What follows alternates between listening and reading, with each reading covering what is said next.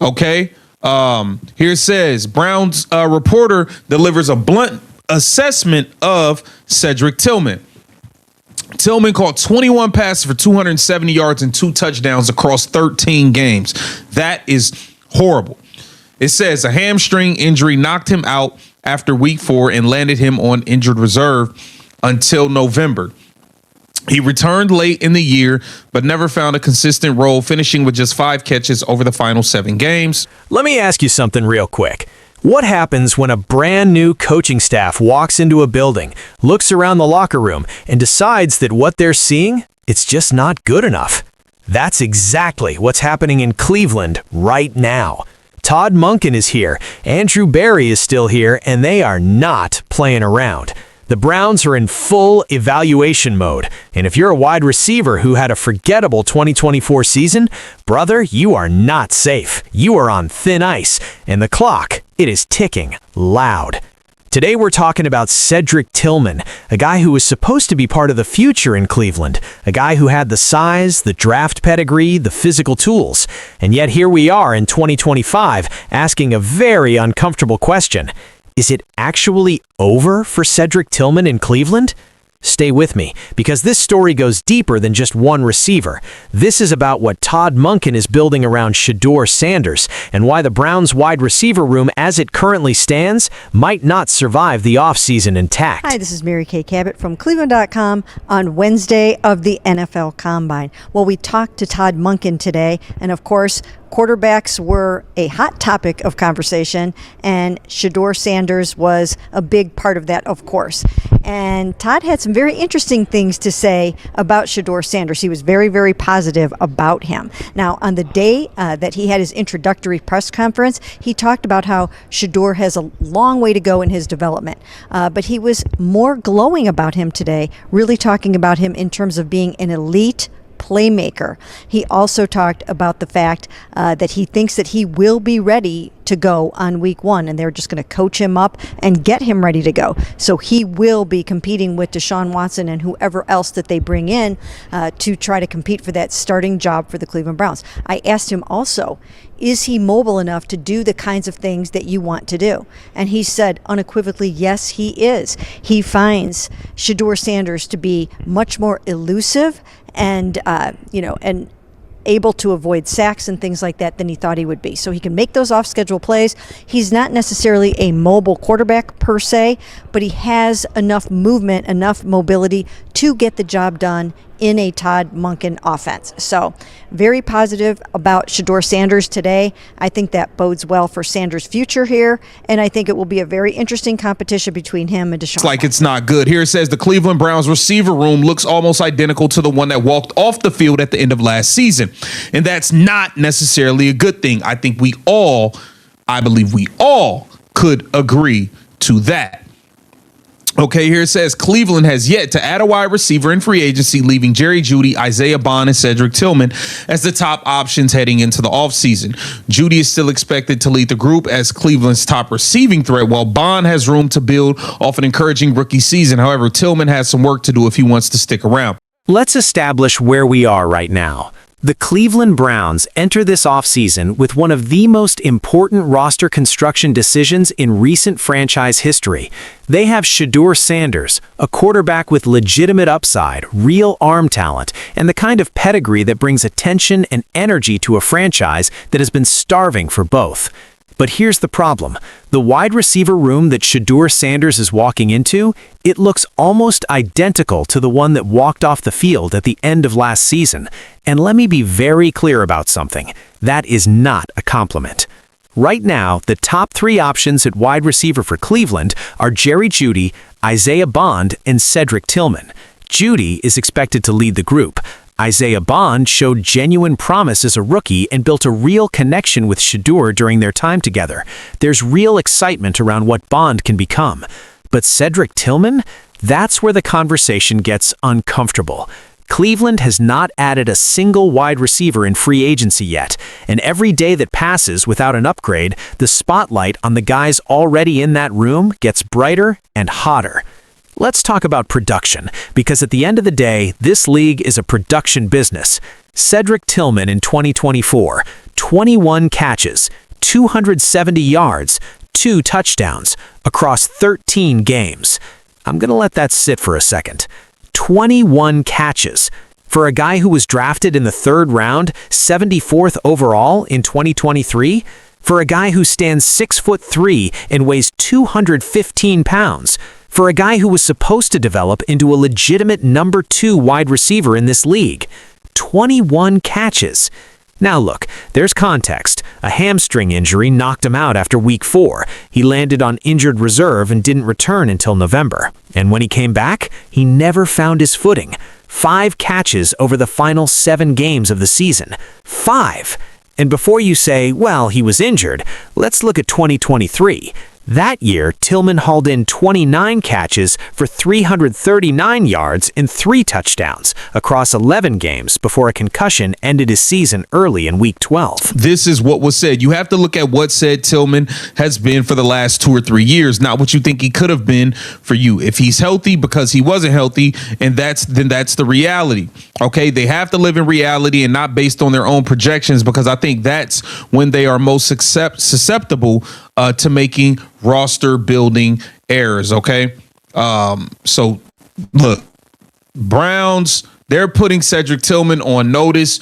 You better get it together. You could be on your way out immediately. And we got this draft coming up where it appears there could be replacements on. So the pattern here is real. It's not one bad year. It's 2 consecutive seasons of flashes, followed by unavailability, inconsistency, and ultimately not enough production to justify the roster spot going forward. This isn't about being harsh. This is about being honest. And the Browns reporter who covered this team all year was blunt about it. The message was simple. You have to look at what Cedric Tillman has been for the last 2 or 3 years, not what you think he could have been if he stayed healthy, because he wasn't healthy. And that's the reality the Browns have to build around. When a team starts making roster decisions based on projection instead of reality, that's when they make mistakes. That's when good intentions turn into bad contracts. That's when you end up with a receiver room that can't support your young quarterback, and suddenly your rebuild is set back another 2 years. The Browns cannot afford that, not with Shedeur Sanders on the roster. Not now. Here's what makes this situation urgent. Todd Monken is an offensive mind. This is an offensive coordinator turned head coach who has built explosive passing attacks at multiple levels of football. He knows what a functional wide receiver room looks like. He knows what it feels like when you have weapons that can stress a defense vertically, horizontally, and in the intermediate areas. And right now, he's looking at a room that has question marks at almost every level. Jerry Jeudy is the clear number 1. Fine, Jeudy has talent, but Jeudy has also had his own consistency questions throughout his career. He's not a guy you can hand everything to and expect magic. Isaiah Bond is exciting. Real talk, Bond's connection with Shedeur Sanders is genuine. The speed, the ability to take the top off a defense, the chemistry they showed, that's encouraging. Bond has a real future in this offense.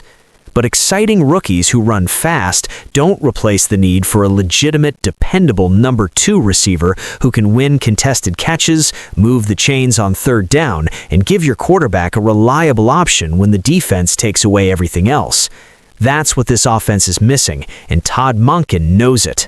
The draft is coming, free agency is still open, and every indication points to the Browns being active in adding weapons, because they understand that putting Shedeur Sanders behind a weak receiving core is not a formula for success. It's a formula for wasting a quarterback's early development years. Shedeur Sanders will be the Browns' QB1 in 2026. And here's why. The first wave of free agency has come and gone, and the Browns made 0 moves at the quarterback position. They did not sign any of the top free agent quarterbacks, and those would be guys like Malik Willis, Kyler Murray, and Tua Tagovailoa. And just go look at the top end of quarterbacks right now still available in free agency. It's guys like Kirk Cousins, Aaron Rodgers, Russell Wilson. And then you get into the Joe Flacco, Tyrod Taylor, Jimmy Garoppolo, Zach Wilson, that kind of tier. And then you're maybe looking at, what, got Trey Lance, Hendon Hooker, Jeff Driscoll. Guys, there are no free agent quarterbacks coming here to displace Shedeur Sanders. Number two, there's not a prospect in this draft class who the Browns could draft and he would be presumed ahead of Shedeur on the depth chart. Obviously, Fernando Mendoza is going number one to the Raiders. After that, this class does not have starting caliber quarterbacks in it. So Shedeur Sanders is safe as the QB1 in that regard.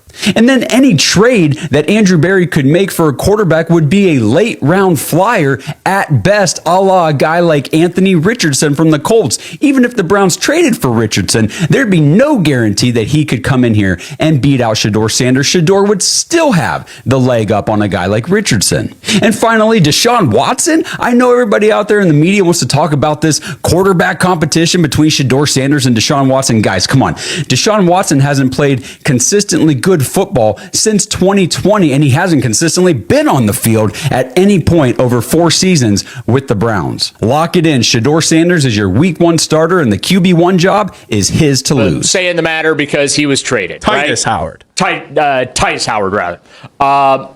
Zion Johnson. You think Zion Johnson was all that worried about who the Browns quarterback's going to be? No, Zion Johnson got a 4-year deal, not a 1-year deal. Right. Well, he actually got a 3-year deal, but, you know. If he was looking at a 1-year deal, he probably wouldn't have come here. Elton Jenkins, do you think he was concerned who the quarterback here 2-year was? deal. Let's talk about Shedeur Sanders directly for a moment, because everything happening in this receiver room conversation connects back to him. Shedeur Sanders is not just another draft pick. He came into the NFL with more attention, more pressure, and more scrutiny than almost any quarterback prospect in recent memory. Every decision the Browns make this offseason is going to be viewed through the lens of, does this help Shedeur succeed? A young quarterback needs weapons, full stop. Look at what happened when Patrick Mahomes got Tyreek Hill and Travis Kelce. Look at what happened when Joe Burrow got Jamar Chase. The quarterback doesn't win alone. The quarterback succeeds when the people around him are capable of making plays. Right now, the Browns are asking Shedeur Sanders to walk into a receiver room where the third option had 21 catches last year, where the group hasn't added anyone new in free agency, where the number 2 spot behind Judy is genuinely uncertain. That's not fair to Shedeur, and Todd Monken knows it. The Browns have a real opportunity here. The draft is loaded with wide receiver talent. There are still capable veterans available in free agency. The front office has shown this offseason that they're willing to make moves, signing offensive linemen, adding depth, being aggressive. The wide receiver room needs to be next. It has to be next. Because if Cleveland goes into 2025 with this same group and expects different results, that's not optimism. That's wishful thinking. So where does this leave Cedric Tillman? Honestly, on notice. That's the most accurate way to describe it. He has the physical tools. He has the size that you want in a big slot or an outside receiver. The flashes have shown up. There have been moments where you can see exactly why Cleveland drafted him. But football is not a game of moments. Football is a game of consistency, availability, and production when your team needs you most. Tillman has not delivered that consistently enough. And with a new head coach in town who has high standards, a young franchise quarterback who needs real support, and a draft coming up that could bring in legitimate replacements, the window for Cedric Tillman to prove himself is narrowing fast. This is not the time for the Browns to be sentimental about draft capital spent or potential never fully realized. This is the time to build the best possible roster around Shedeur Sanders and give Todd Monken the weapons he needs to run the offense he wants to run. The Browns are signaling change. The coaching staff is signaling urgency, and Cedric Tillman has been put on notice. What happens next is entirely up to him. That's the video. If you made it this far, you already know what to do. Drop a comment below. Do you think Cedric Tillman deserves another shot in Cleveland, or is it time to move on? Let me know. Like the video, subscribe to the channel, hit that bell so you never miss when we drop. We'll see you in the next one.